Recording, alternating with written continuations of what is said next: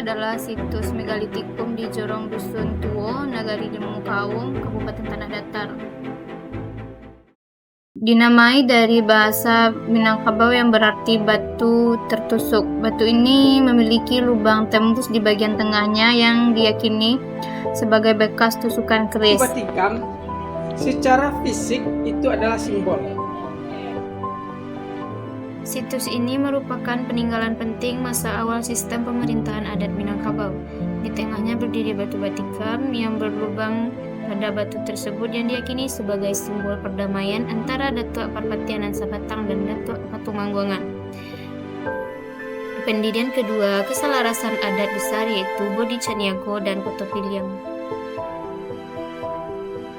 Jadi sengaja ditikam, sengaja dibuat, dicari batu yang bagus, kemudian yang ada bolong, kemudian ditaruh keris di situ untuk melegitimasi. Di sekitaran batu batikam ini terdapat susunan batu sandaran dari andesit sebagai tempat duduk musyawarah yang ditata berbentuk persegi, yang mencerminkan tradisi demokratis Minangkabau.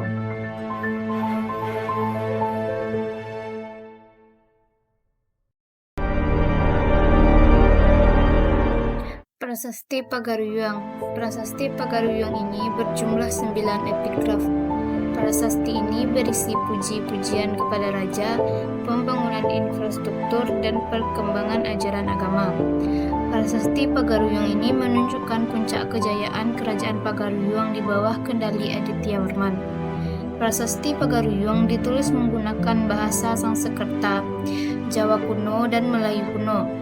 Dan mayoritas penemuan prasasti ini berada di wilayah Kabupaten Tanah Datar, Sumatera Barat.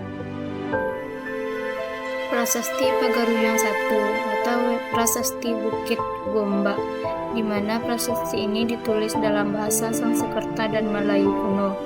Prasasti ini berisi puji-pujian, silsilah keluarga, serta kegiatan keagamaan Adityawarman. Prasasti Pagaruyung 2, yaitu berisi tentang silsilah Adityawarman dan makna filosofis keagamaan. Lalu ada Prasasti Pagaruyung 3, yaitu Kapalo Bukit Gombak 1, yang mana ditemukan di Kapalo Bukit Gombak yang tertulis di dalamnya berbentuk puisi dan memuat silsilah keluarga Adityawarman. Ditemukan pada tahun 1347 Masehi. Lalu ada Prasasti Pagaruyung 4 atau namanya Gudam 1. Tahun ditemukannya tidak diketahui pasti. Ditemukan di kawasan Gundam, Nagari Pagaruyung, yang memuat isinya yaitu Sarawasa atau Saruwaso pada baris-baris awalnya. Lalu ada Prasasti Pagaruyung 5 atau dinamakan Ponggogan 2, berupa pecahan batu andesit yang memuat 5 baris tulisan berhuruf Jawa kuno. Lalu Prasasti Pagaruyung 6, yaitu Kapalo Bukit Gombak 2, dimulai dengan kata Om dan menyebut gelar kebangsawanan seperti Tumangguang. Lalu ada Prasasti Pagaruyung 7 atau Gudam 2. Tahun ditemukannya tidak diketahui. Disebutkan juga sebagai Prasasti Akarendrawarman karena memuat nama paman sekaligus raja sebelum Adityawarman. Lalu ada Prasasti Pagaruyung 8, berupa bongkahan pertulisan yang kondisinya sudah sangat tua, menyimpan catatan ringkas mengenai masa pemerintahan Adityawarman.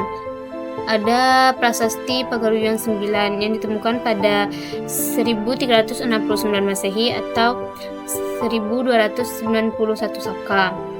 Ditemukan di kawasan Ponggogan, berbeda dari prasasti lainnya yang menonjolkan nama raja. Prasasti ini berbentuk potongan batu andesit abu-abu yang diduga di dalamnya untuk keperluan khusus pada zamannya. Lalu di sini kami menuju BPK, yaitu Badan Pelestarian Kebudayaan Wilayah 3, yang sekarang dinamakan Badan Pelestarian Kebudayaan Sumatera Barat. Di sini terdapat banyak peninggalan-peninggalan masa Hindu-Buddha. Peninggalan-peninggalan ini berupa patung-patung dewa yang ditemukan di beberapa wilayah di Sumatera. Ada juga penemuan artefak yang ditemukan di wilayah Damasraya. Peninggalan ini menunjukkan bahwa adanya jejak peradaban Hindu-Buddha di Sumatera Barat.